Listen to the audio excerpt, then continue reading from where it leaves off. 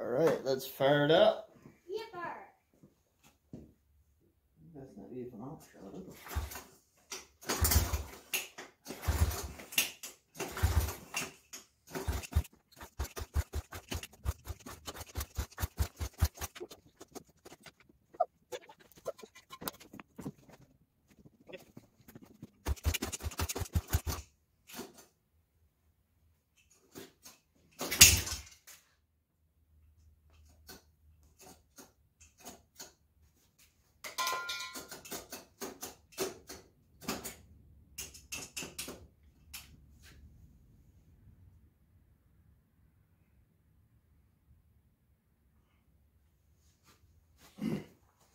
Alright, looks like we broke the pull cord.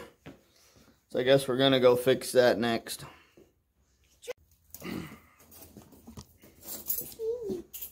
Alright, so we got the recoil fixed. The little E-clip on the inside popped off and then everything exploded in there. The dogs fell out. Uh-oh, somebody snagged the camera stand. Alright, let's try this again. I had some acetone on a rag before and I almost got it to start. There we go. Sometimes the video doesn't look so clear on the screen, but once I see it in editing, it looks pretty good.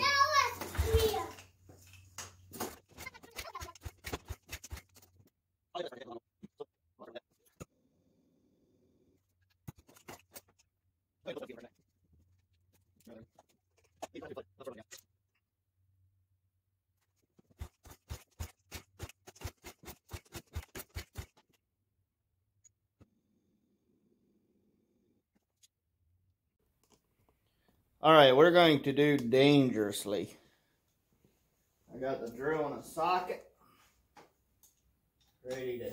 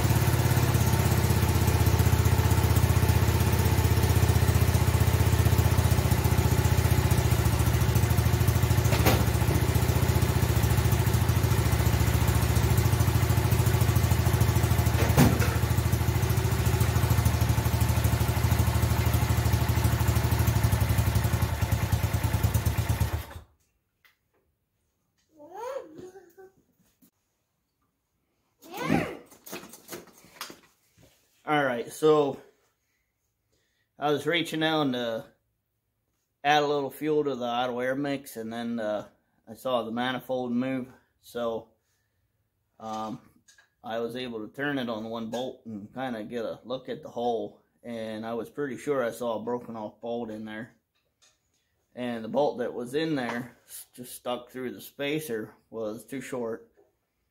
So I twisted it back, found a different bolt, put it in, it went all the way in, and it's tight now. So I should be able to fire it right up. We got a big fuel leak, but I think it's a fuel hose that's just stuck over the nipple on the carb. It felt tight, but it was old and dried out, so maybe it's leaking, cracked internally. That happens a lot. So we are ready to give her another yank, and this little motor might be pretty healthy. Now, I thought it was flooded, so I put a bunch of oil in it. So we had a little exhaust smoke on the first start. And the oil did help up the compression. I don't know if this was sitting. I mean, it's been sitting for half a year at least, probably. It was running before that, but before that, also I don't know how long it actually ran. So before that, I don't know where it came from. It may have been sitting, might have stuck rings, valves, any issues like that. But we're going to get it warmed up and probably change the oil. So, ready to rip? Mm-hmm. Okay. Hop down. Oh, not on the box.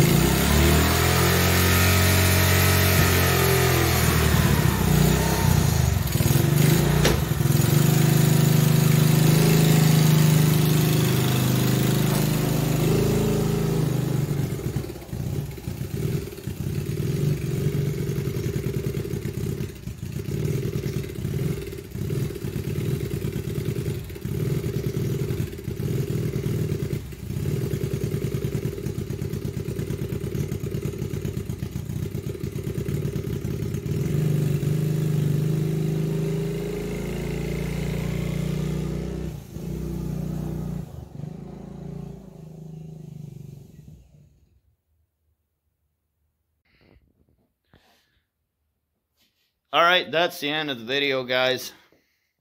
So, off camera, I changed the oil. Let's see. This plate here, this one screw was too long, so the plate was loose. The shifter was hitting the recoil. So one of the shifts actually bent it, so now it'll shift the way it is now. So what else did I fix? I adjusted the shifter over here. So this was loose. I tightened this up. I might have stripped the thread. So this rubber plug comes out. I found that out because I took the whole cap off. So the adjuster for the gear selector clutches is underneath. And Dad didn't even adjust this. So the step, the oil leak, the shifter. So I'm a little bit leery about this bolt. I'm afraid that that bolt might be just a bolt, not a banjo bolt. So the next time I work on this, we need to take this upper tract apart because, by the way, that's an ATC 200 ES carburetor. And the carburetor they had on here I don't know what that's supposed to be. So we're going to have to look, see what kind of carb we can find.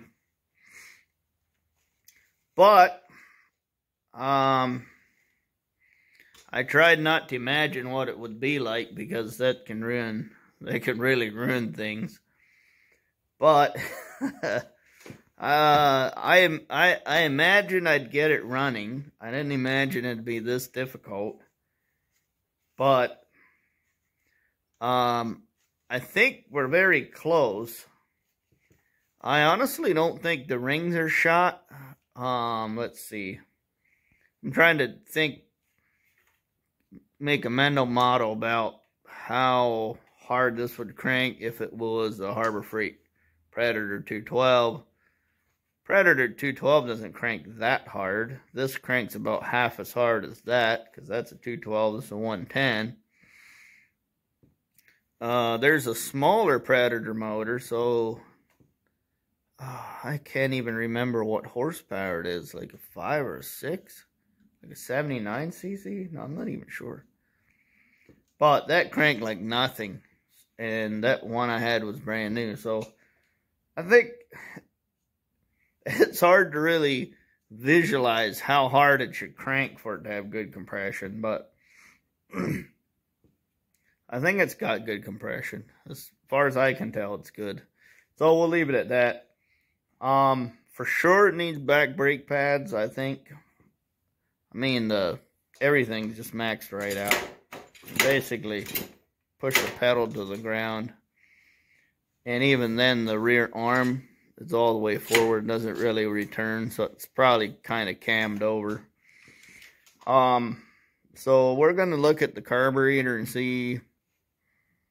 It's probably a lot smaller, so that might be the issue, the carb sizing. We're going to take that intake manifold thingy off and check, make sure there isn't a burned O-ring behind it. Like my ATC 200 ES had. That wouldn't run. Couldn't make it run. And I went and took that apart and burned O-ring, put a new one in, boom, fixed. So that's the thing. If you have a small engine that won't run right, and especially a Honda or a Honda clone, and you change the carburetor and it still won't run right, and you're really frustrated about it, check the Hondas have a thick plastic spacer between the carb and the engine. Check that. You can usually take your eye and see if it's warped. Those warp, and then the long intake tract on the Honda ATCs, possibly more models. I've seen the O-ring get melted in that. So, I think we made good progress. We're many steps ahead of where we were before. And I think if we get the carburetor right, there's a lot of sparkles in the oil. The cool thing about the Kawasaki is liable to have a lot of gears. Like it might be a 4-speed, 5-speed. I'm guessing it's a 5-speed. So that'll be cool. It'll probably have more gears than your typical Honda would have. And yeah, so we made progress. Very happy with that. So guys, I guess we're going to end the episode. Next time you see me back, hopefully we'll have a bunch of parts for it. And it's one step closer to being a Fatcat. And I kind of want to ride it as a 3-wheeler. We need to figure out how many gears we have. We need to figure out our top speed. Our top speed and our bottom speed. Both ends of the scale. And then see if we need to move the scale up or down for a preference. Because obviously, you're going to want to... If this is a bike, I'll need it to be somewhere where I can, put my legs out and then get it started in first gear without falling over or having it become unmanageable. And mosquitoes already. Crazy mosquitoes. We're not even in a swampy area. So that's where we'll end the video. And next time we'll try and make more progress. But we've got a running 3-wheeler with fresh engine oil. And that's always a bonus. So, thanks for watching. We'll see you guys in the very next episode.